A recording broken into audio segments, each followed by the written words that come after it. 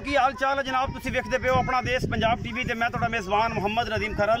सब तो पहले अपने चैनल को करो सब्सक्राइब ते बेल आइकन दे बटन करो प्रेस कि मेरी हर आने वाली अच्छी और बेहतरीन वीडियो तुहाडे तक पहुंचे। और तुसीं देखो सब तो पहले जी कल के परसों सी वीडियो पाई सी भई आलम आने दी ते जनाब 6 मझां सन उस वीडियो दे विच। आलम 6 सन कि 7 सन?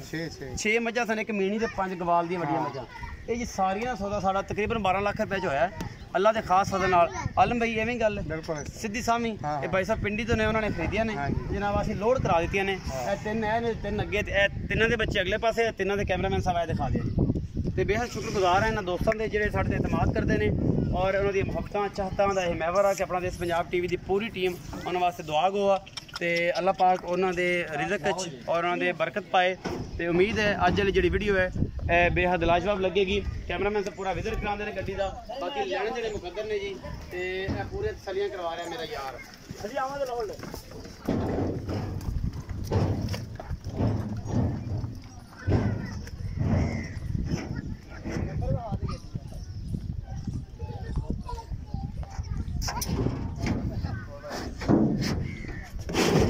तसली होगी जी पूरी गड्डी नंबर शंबर विखाता है जी। ये रावलपिंडी जा रही है जी, अल्लाह ते अल्लाह दे सुपुर्द कर रहे हैं जी। अपना बहुत सारा ख्याल रखिए जी, मिलांगे अच्छे और बेहतरीन वीडियो नाल। अल्लाह ने